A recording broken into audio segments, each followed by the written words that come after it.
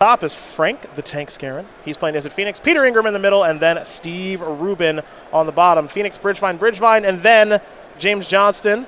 I know he loves that Jace hoodie. He's on Bridgevine. Steven Dykman's on Izzet Phoenix, and then Kyle Teagan is on Izzet Phoenix. Oddly enough, no mirrors, even though you would think that there would be a mirror match here somehow. Kyle and Steve is where we're going to start. Pittsburgh's favorite son is going to play a Faithless Looting. I'll tell you this, I'm a Steve Rubin guy. Me too. It's good people. Is it weird to me? Is it weird to say that Faithless Looting, while I get while it's in the deck, it just seems like it's not. It seems like it's not busted in this deck like it was in Dredge. You're obviously going to play it. It isn't. It's a lot more mild here, right? Yeah. Which is a weird thing to say about a deck that really abuses its graveyard and wants things in there. Just the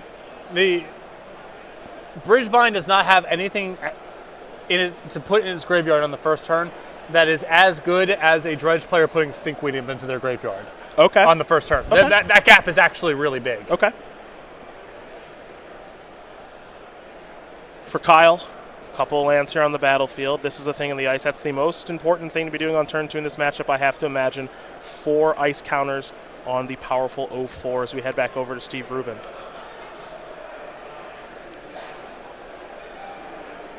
A Pro Tour champion, among many other accolades for Steve. He's working on building towards a Hall of Fame resume, to be sure.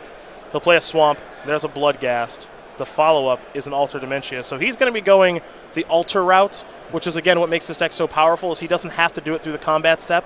He can do it via milling himself and then milling you.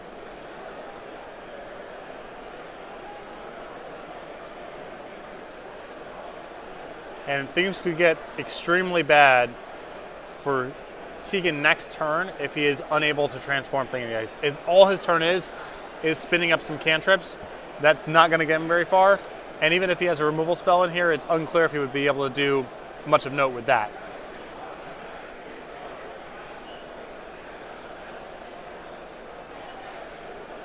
Kyle's going to sacrifice another Scalding Tarn. We're in this weird stage of the format right now. We're in this weird little gap period where we don't know how long this Hogak deck, this Bridgevine deck, is going to last in this form. But you know that Izzet Phoenix is going to continue to last. But how good is Izzet Phoenix against this deck? Do you just say, I can beat everything else and can't beat Bridgevine? You might even say, I think I can compete with Bridgevine. Right. I don't think the matchup's helpless. I think you have a lot of reason to believe that you'd be okay here. But this is opening yourself up to a turn 3 kill potentially. Well, this is what Kyle's done here is he's setting up for a turn 4 kill, I have to imagine. Right. He's giving Steve 10 life, so Steve's going to go up to 28, and he's saying, can you kill me this turn? And I think this Bridgevine deck is very capable of doing so, but you kind of just have to hope. And perhaps Kyle has access to a Surgical Extraction even though the shields are down. Yeah, if he has an extraction, it's very different. And Rubin obviously has to be very mindful of that possibility. There is Aria of Flame, a 3-mana enchantment, enters the battlefield. Each opponent, so Steve in this instance, gains 10 life. Whenever you cast an instant or sorcery, put a verse counter on Aria of Flame. Then it deals damage equal to the number of verse counters on it to target player or planeswalker. So while Steve is sitting at 28, trust me, Kyle can make that way less than 28 very quickly, depending on his draw. So I don't know if it's necessarily a path to a turn 4 kill. That's really challenging because basically the first 4 spells get you to neutral. 1, 3, 6, 10. So then the 5th spell is where you start getting a rebate. For Teagan, it happens next turn on the 4th spell because he gets to transform Thing in the Ice. Mm-hmm. But it's still not easy for him to be able to straight win the game from that spot. Got to remember, some of those spells will be free too. That's true. Chances are right. There might be some free spells that work themselves into the equation. So here we go. It looks like Steve's going to get back some Bloodghast from the graveyard. Going to mill himself a little bit. Needs to find Bridge. Needs to find Hogak. Then the ball really starts to roll. He's getting to work. Let's mill 2 more cards. There's a Bridge. Okay. Keep in mind he's got a fetch land as well. He's already played a land for the turn because he was on the draw, if memory serves. And so now it looks like Steve is going to sacrifice that Bloodstained Mire.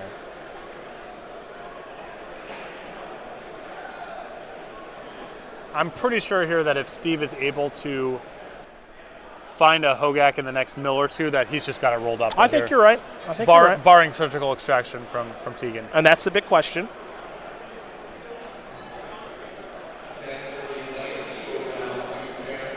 Bloodghast are going to come back from the graveyard. There is a bridge from below in the graveyard. 1 right now. But what else does Steve have to do on this turn? Because it doesn't appear as though he's found Hogak just yet.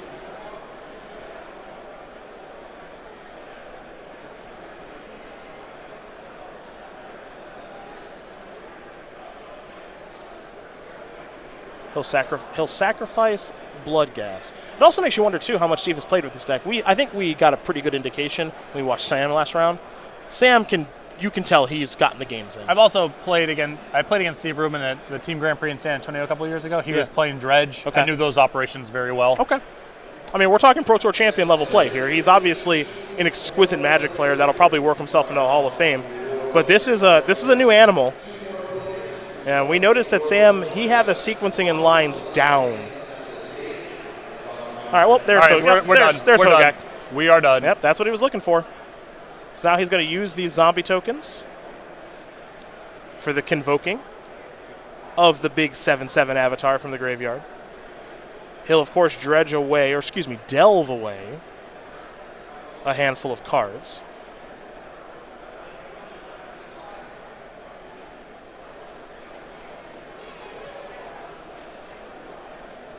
No more lands to be played, so I don't think there's the ability to bring Bloodghast back at all. There are no Vengevines in the graveyard just yet either. Going to sacrifice Hogak, get a zombie from doing so. He'll mill himself for 8. There's another bridge. And if it wasn't over before, especially with a Gravecrawler in the graveyard, I think we're probably... And there's another bridge. No, I think we're done for sure. Gravecrawler plus the second bridge. Is another Vengevine, too. Yeah. It's all rolled up now. Yep. It's one hell of an engine, I'll tell you what. We saw an incredible start last round from Billy Mitchell where he had 2 Vengevines attacking on turn 2 and then a Hogak post-combat in a game he lost. I mean, Rubin also still has a mana left over, so the floor here is that he can get the Gravecrawler back another time. Now with the second bridge plus the Vengevine, he can basically turn over his whole deck and then flip and start milling Teagan out with the Hogaks. Yeah. And this is kind of my fear for the Is It Phoenix players this weekend. We had Kyle on the play with a turn 2 thing in the ice, which I think is the best thing they can play on turn 2.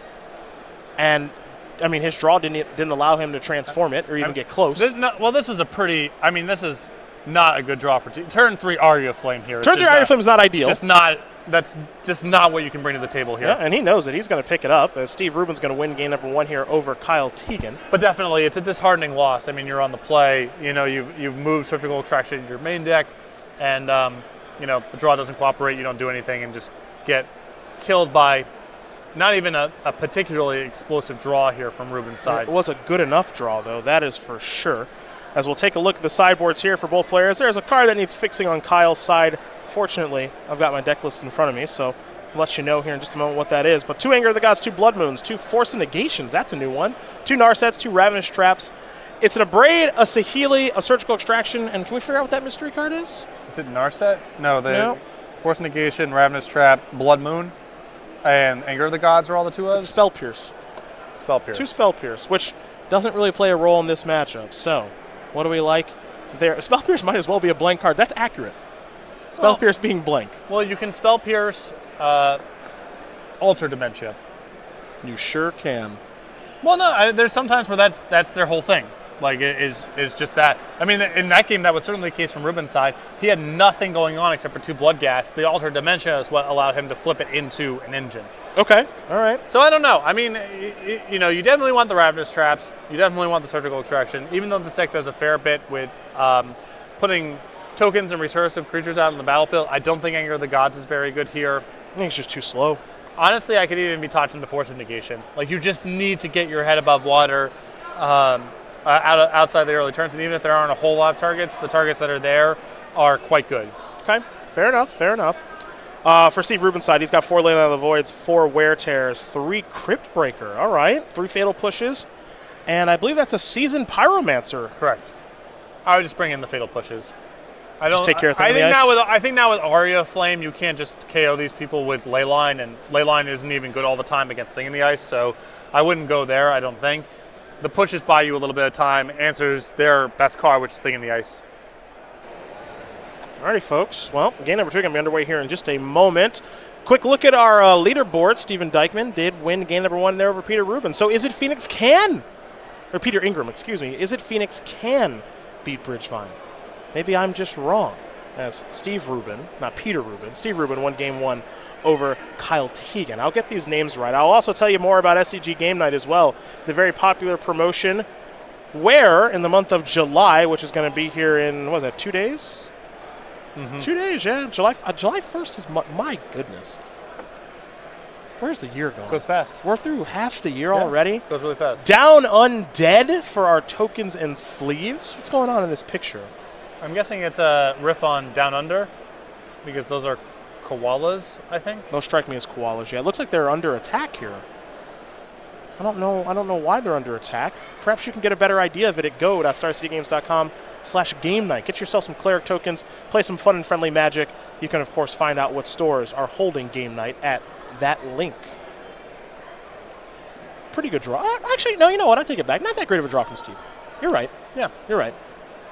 It was a beatable draw. But it shows you, it is worth picking a fight over Altar of Dementia. It can look a lot like a Dredge deck insofar as why would I try to sideboard against any of their individual cards, because all of it's super redundant and it just comes back.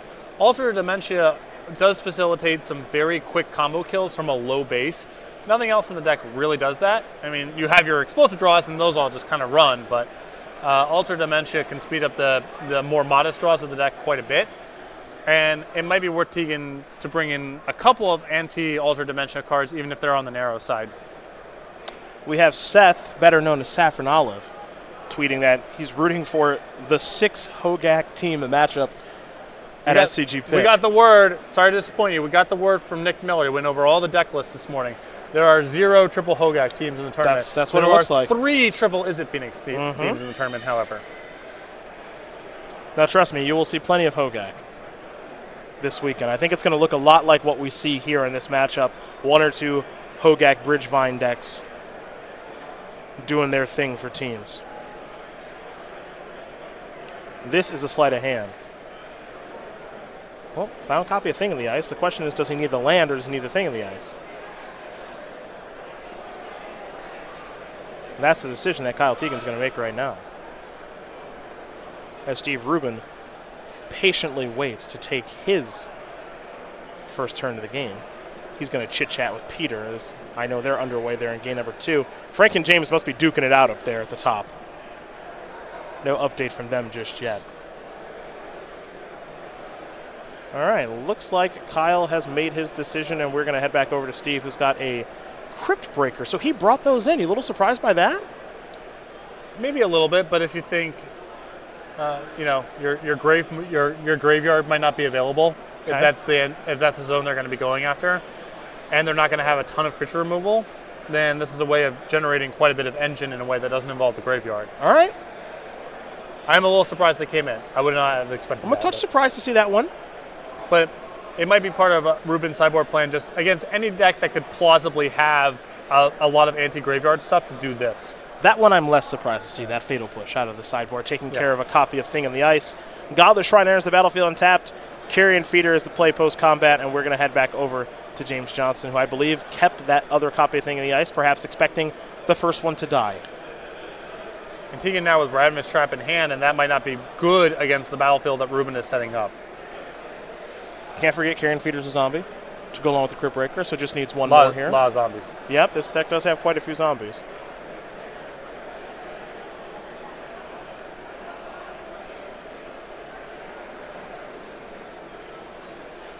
Next up for Rubin, as his friends like to call him, might be a Faithless Looting.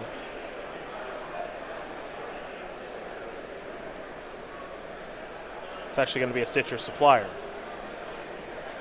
So he'll mill himself 3 cards. A Blood Crypt is 1, Stitcher Supplier is 2, and a Swamp is 3.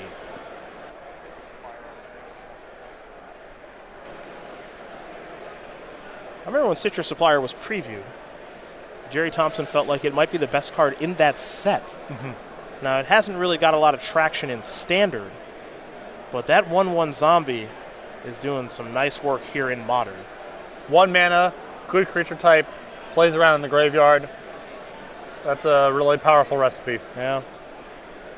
Faithless Looting is going to allow Steve to discard a couple of cards here. Looks like Hogak is going to be one of those cards. Old Peter's got a question.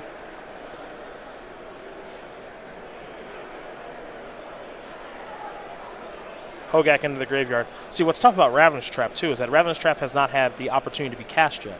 No. And it looks like Steve's never going to give him priority to do that. Right, he just holds the whole way. So now he gets the big 8/8 onto the battlefield. There's not much of a graveyard for Ravenous Trap to even do anything to now. Right. Leftovers here are Faithless Looting for Rubin to continue to go with, and, you know, everything else is on the battlefield. Yeah. Gemstone Mine will enter the battlefield. A couple of counters there on the powerful land. This is actually an interesting inclusion in this deck. I don't know if that's stock or not, Gemstone Mine, but it does make a little bit of sense because you are playing some different color cards in your sideboard, and you don't mind a land going to the graveyard. Right. And you don't mind, you know, if one of the ways to attack this deck is just try to win in 3.5 turns super fast, then a dual land that saves you a lot of life is not the worst. That's kind of unreal, by the way, that... he has a surgical and a I Ravenous was Trap going to say that, yeah. I didn't see the surgical. He's got a surgical in his hand, too, and had no chance to actually cast them and have them be meaningful. Yeah. Jeez. Teagan here open with Thing the Ice with both of his anti-graveyard cards, both of which are 0 mana, and there's just no window to do anything.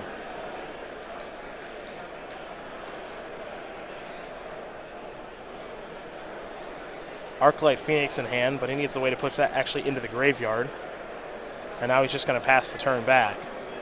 Yeah, I mean, the hope here is that Rubin takes enough game actions and that your Ravenous Trap gets turned on, and then you can just free spell your way into transforming Thing the Ice. And hope is the right word to use, because that's what Kyle needs to have happen.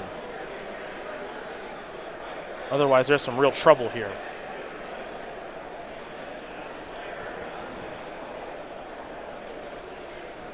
All right, maybe Steve's drawing a card here with Crypt Breaker. We'll see.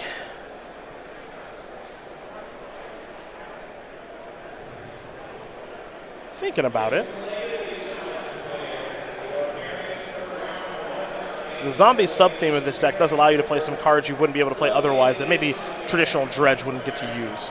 So Crypt Breaker, I know, is a card that some players have begun exploring. It looks like it makes some sense here in the sideboard. So Steve will get a little bit of a card advantage engine online. Drew a copy of Bridge from Below. Obviously would rather have that in the graveyard.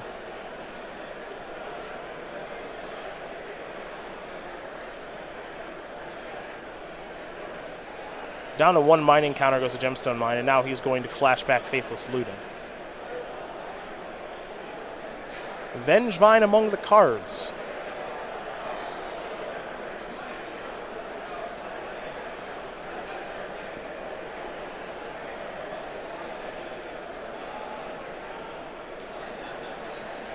So there goes Vengevine and Bridge, and Steve has found a copy of Alter Dementia as perhaps a backup plan. Keep in mind, he hasn't played a land just yet this turn. He'll sacrifice Stitcher's Supplier. So now, is this when you make your move with Surgical and or Trap? Kyle's got priority. It's really his first window to cash in either of these cards.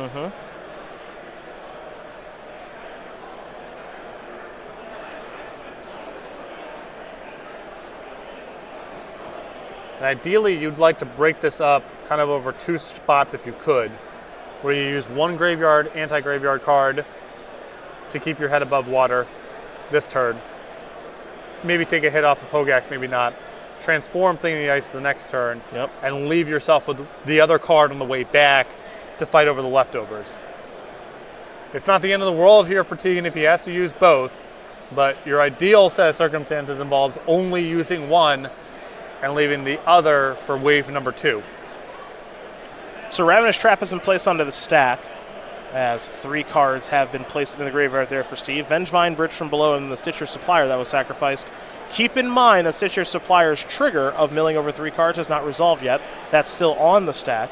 In the meantime, Steve is going to sacrifice a Carrion Feeder to a Carrion Feeder to get a zombie token here from Bridge from Below. And now we might see another response here from Kyle. He said, Steve, hold on just a second with that zombie. I might have something to do about that. I mean, it might be worth Surgical Ink Bridges here. I mean, it's a long-term problem. You know, it's not just about now. It really facilitates Rubin being able to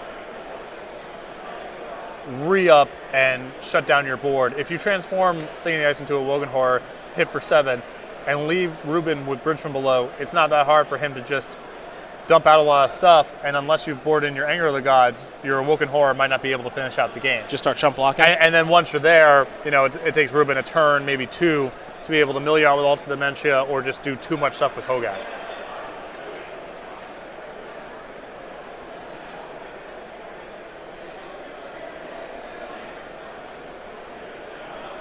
So we're building up quite the complicated stack right now. Which is why I think I would have preferred from Teagan's side here to open, instead of open on Ravenous Trap, open on Surgical on Bridge. On the bridge to force the action, maybe? Right. Okay. Because if you, whatever Rubin does to force the action this turn, if you target Bridge from Below and now he has an opportunity to respond, all that he's going to do is put more tokens onto the battlefield. That's all going to be resolved by when you transform Thing of the Ice. You don't have to worry about it. Sure. And then you have Ravenous Trap left over that kind of covers all the angles the following turn. This way, it looks like Rubin's going to force enough action here where Teagan is forced to do both of his anti-graveyard cards. It forces his hand to kind of transform Thing of the Ice right now. That can still be good enough. That's quite a bit, and you're going to have Rubin on a really short clock. But I think if you had opened up on the Surgical Extraction, you could have done most of the good stuff here and still have Ravenous Trap left over. Now, the one thing that's interesting about Kyle's hand right now is, well, what's going on in the hand? He's got a mana available. Does he have a 1-mana spell to play?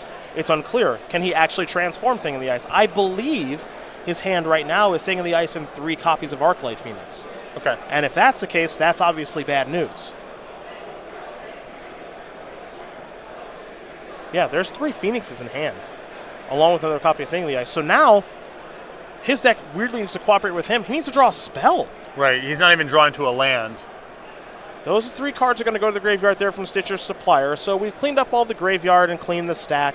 We're all good there. I mean, I think Rubin's going to play this game expecting that Thing of the Ice can transform. If not now, then on next turn.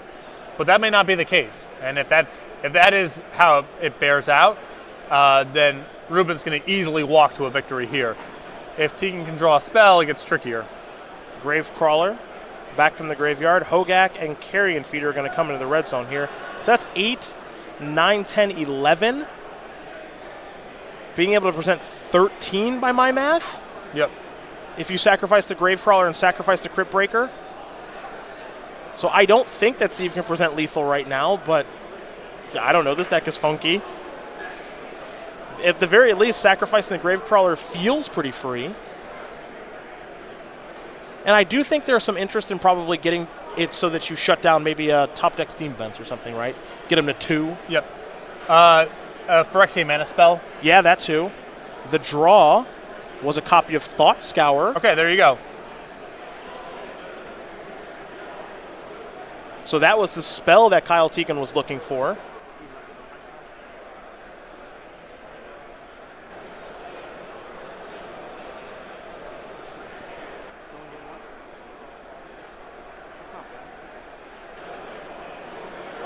Now, how do you feel about this? This is sandbagging the Thought Scour in order to bounce everything on your opponent's turn, as opposed to doing this on your turn and getting an attack for 7. I don't know how I feel about that. Well, he's got it. If he bounces now and does everything, then you're dead to a Bloodghast, either drawn or milled.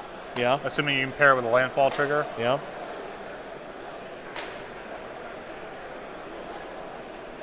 This is Alter Dementia, probably. You got to respond. You got to respond to this, I think. I think. Is Hogak a horror? Oh, yeah, no, it's an avatar. Okay. So say. No, I actually checked. All this is for nothing. Never mind. There's no way you could play this thing. Yeah. That was the game. I checked that before the show just to make sure. So here's a thought scour. This, I believe, is in response to the Alter Dementia. And that's going to transform Thing in the Ice into Awoken Horror. That means you'll get the trigger of bouncing all this stuff. What this does allow, though, which is not nothing, is it allows Steve to draw a card with Crypt Breaker. Yeah, not sure if Steve wants to pay 1 here, but and fall to 15, but it still requires help the next turn for Teagan to be able to finish out the game. And if you wanted to, you could cast the Crypt Breaker as a chump blocker as well.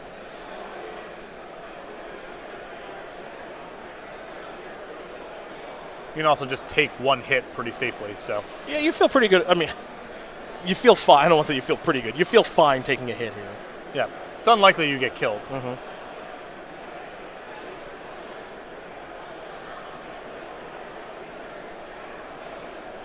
Steve doing quite a bit of thinking here. Knowing that his battlefield is going to get picked up. And he's going to sacrifice that to Gravecrawler. We're really watching. What's great here is just seeing how well these pilots, Sam Pardee and Steve Rubin, some of the game's best, navigate through some pretty tough spots. Mm-hmm. I mean, we saw Sam there last round look hopeless and be able to wiggle his way into a turn 3 combo kill. Yep. And now here we're watching Rubin obviously be super mindful of Teagan's anti-graveyard cards. I mean, Ravenous Trap and Surgical Extraction, Rubin has just been running circles around those cards in this game. Here's Crypt Breaker again. So what was interesting about Steve's play, too, is that he sacrificed his battlefield as opposed to letting those cards go back into his hand. Yeah. I think with the idea of I can play another 1-drop and then redeploy Hogak. Exactly. So you're nailing it. He's playing around Surgical. He's playing around Ravenous Trap. He's playing around Thing in the Ice transforming into Awoken Horror, and it's like Thing in the Ice did nothing at all. Right. I mean this is the who's who of what Isn't Phoenix cards are supposed to be good against Bridgevine, and Steve Rubin is making them look like a joke. Yeah, I don't know. This matchup might be fine for Isn't Phoenix, but when I see a game play out like this, it's tough for me to buy. Yeah. It's really tough for me to fall into that camp. Here's the Manamorphose. Kyle's had Thing in the Ice on turn 2 both games. Here's Faithless Looting. Okay, well, he does have the ability, if Faithless Looting goes well for him, to be able to dump a lot of Phoenixes into the graveyard. So there goes 2 Phoenixes into the graveyard. Yeah, I mean, you might be able to hold down the fort for a turn here. The problem is that I think he's at 2. Well, not only is he at 2, that's not even the worst of it. I think Alter Dementia plus Hogak is so likely to result in just a combo kill next turn if you're out of interaction for the graveyard.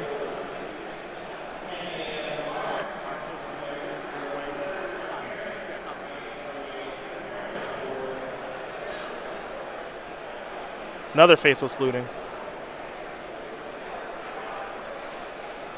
Keep in mind, as a 3rd Phoenix goes in the graveyard, Kyle hasn't played a land yet this turn. I don't. Actually, no, I take that back. He did. I take it back.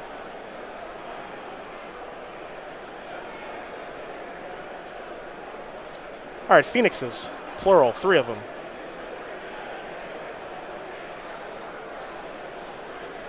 Which ones do you attack with?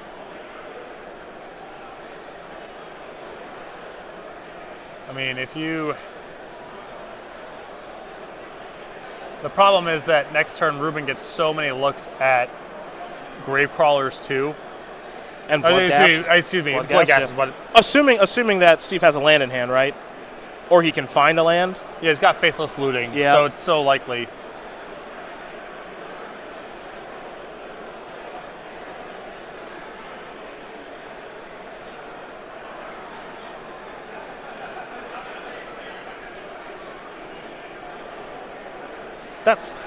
That Thing in the Ice turn, or are you supposed to do it on your turn, or are you supposed to do it on your opponent's turn? I mean, that's a real question.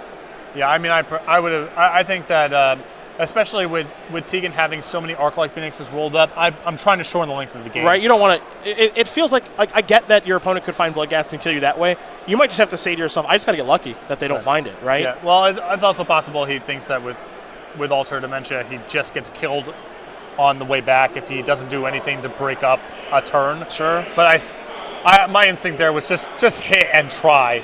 Get your 7 and maybe something goes right. Because if you spike with your Arc-like Phoenixes, you can take this game. Yeah. I mean, you hit for 7 and then you get 9 in the air. Right. Yeah. That's enough.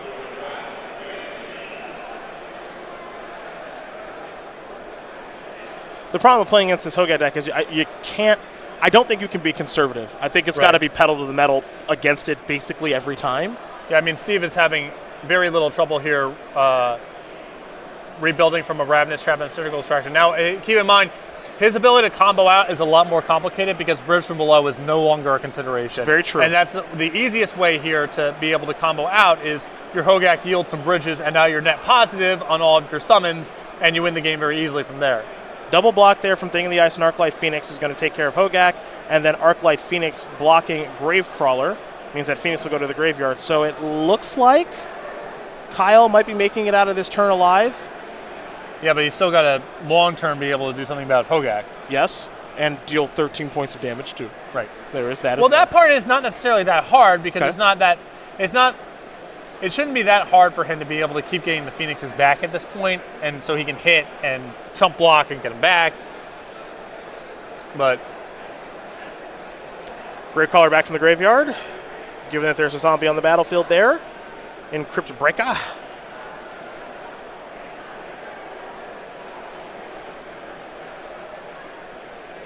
Steve does have a land there. It looks like included Delta.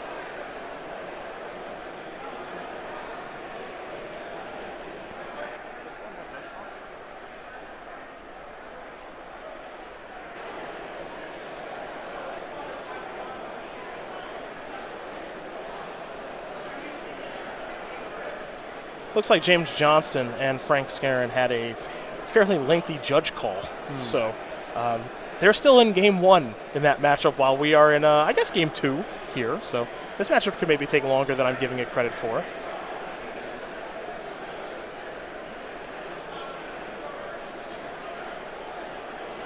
I believe that may be a Fiery Islet that was played this turn. Here's Thing in the Ice.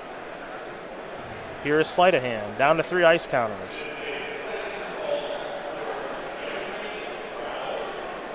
Steam Vet's going to go to the bottom. A real card will go to Kyle's hand. I think Teagan there with a die over the Fiery Islet. Do not tap this for mana. Yep, that makes some sense to me. I was wondering why there was a die on there, but it makes some sense to me now. That is not a resource I have access to. So I'm sure Kyle right now is probably asking Steven, look, like, I got to start attacking at some point, but, like, how am I supposed to do this?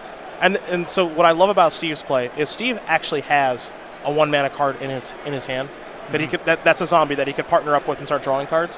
But his plan now, assuming that he has lands in his deck that are fetchable, is probably just I got to start finding a way to sacrifice. Well, he has a way to sacrifice Gravecrawler to alter, find Bloodghast. Right. Sacrifice the fetch land, get it back. My Bloodghast have haste, and I think that's a plan. And this is another turn now where Kyle doesn't feel comfortable attacking because of the Bloodghast that Steve has access to. Assuming they're still in his deck, which I'd be shocked if they weren't. But if Steve finds 2 of them, we're done. Right? 2 of them. Yeah. Or a Fatal Push. That'll work too. Yeah. And he he just drew a Bloodghast. Here's Crypt Breaker.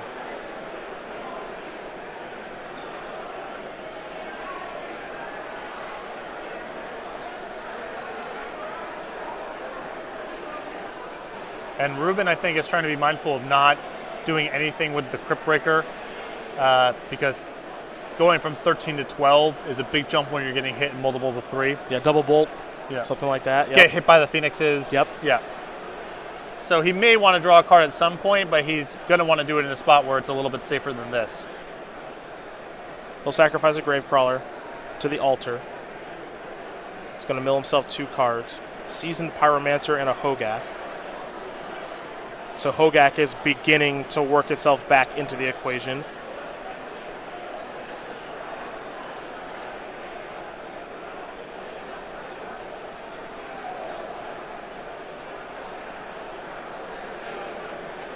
Steve going to replay Gravecrawler from the graveyard now.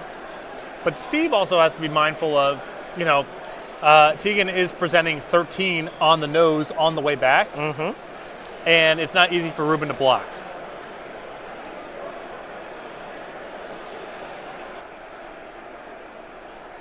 So he's still got an incentive to try to finish out the game this turn if he can.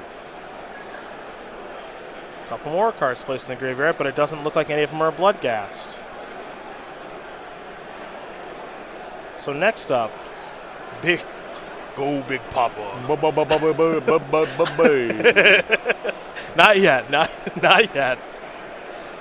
It'll be Gravecrawler again, I think. Steve a little unsure of himself. I mean, you said it earlier today. It's hard to play. It's a hard deck to play. You're trying to maximize your number of looks at it. Yeah. If you hit 2 Bloodghast right now, you're just coming across for lethal. Yep. And how do you maximize your look? And also, Rubin knows there's a lot of pressure for him to get the game over with this turn because he could very easily die on the way back if Teagan gets to untap. He's fallen to 12 now with this fetch. This was the thing I was a little scared of too. I assume he's got more lands, but I'm not positive. I mean, not a great look. I mean, you don't go through 3 times. Yep. So now the Bloodghast plan is kind of off. Yeah. Yeah, you can check out his deck list on Cardboard Live. You'll see that he doesn't have any more lands to search up. But it's still a freebie with Hogak. Like you kind of get a rebate, but yeah, doesn't look good. Well, this just works into the equation, the double bolt thing, man. Well, it doesn't. Double bolt kills Rubin anyway because that's going to land. That's going to transform Thing in the Ice, and that's going to kill him. Sure. But if Teagan can't string together the spells,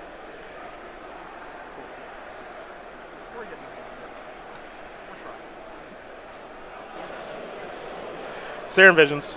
I don't know. I don't think Teagan can string together the spells this turn. He's found 1 bolt, but he can't flash back Faithless Looting. He dies from the damage from the Islet. From the Islet, yep. And 1 lightning bolt doesn't transform Thing to the Ice, and it doesn't do a whole lot to defend him from combat next turn. Super cool that Hogak has trample. And Rubin's not going to play around anything next turn anyway because Teagan would have just killed him if he had it. So that's that.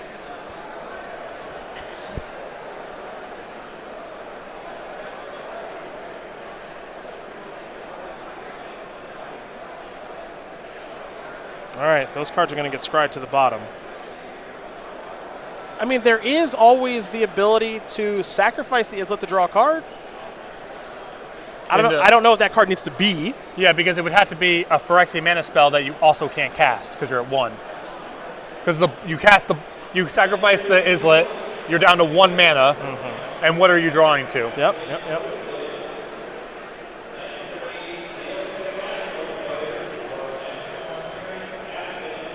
And the Islet is land number 4. He hasn't played a land yet for the turn, but the land in his hand is Spirebluff Canal. It's so hard. He needs to have a basic to be able to do it because Canal comes out and enters the battlefield tapped. None of his fetch lands work, and Steam Vents enters the battlefield tapped as well. So it has to be one of like 3 basic lands in the deck. 4. 3 blockers here. Yeah, if I'm Rubin, it's just you would have done it if you had it. Yep. So I don't believe there's anything there. So you just cast the Bloodghast and you say I'm going to try to kill you. Yeah. Because if you had 2 bolts, I'd be dead. Right. You would have transformed Thing in the Ice and killed me. There's also that. Yeah. Yeah. It would have just been lethal last turn. If it's Bolt, Magmatic Sinkhole, or any combination, I would just be dead. So now we're going to sacrifice this, draw a card. There's a copy of Manamorphose, which would be really good if there was another turn to play. But there's not another turn to play, and that is going to do it. Steve Rubin's going to win this game and match here over Kyle Teagan. His team is on the board first. I think we might be jumping over to our middle match that's in progress. We'll figure out where we're going to go, but we're going to bring you more of this matchup here in just a second. So here's a scary thing, as we're going to continue to watch more Bridgevine against Izzet Phoenix. When you've got great players playing Bridgevine, oh no. I mean, the graveyard cards didn't even work. They didn't even work. I mean, that's why I think if you want to you gotta try to run this deck down. If you're gonna try to win, you gotta get on the board fast and kill them with a little bit of graveyard interaction. Because what was telling in those games, Steve Rubin wasn't under any pressure, and he was able to weave around surgical extraction and Ravenous Trap without that much difficulty. If he's under pressure where he's just got to get a battlefield going, he might have to play into that stuff. Yep. Peter Ingram is who we're going to watch now. 17-14 in favor of Dykman. Both of these players have had plenty of success on the SCG Tour as well. We've seen Dykman in the finals of many tournaments. Ingram too. Now Bloodghast is back from the graveyard, thanks to Stitcher's supplier putting it there.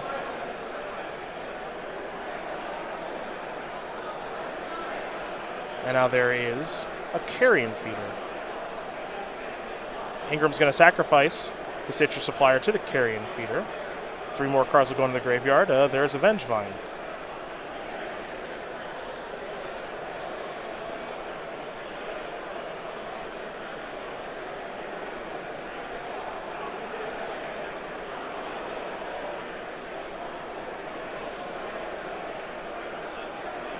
Next up here for Peter.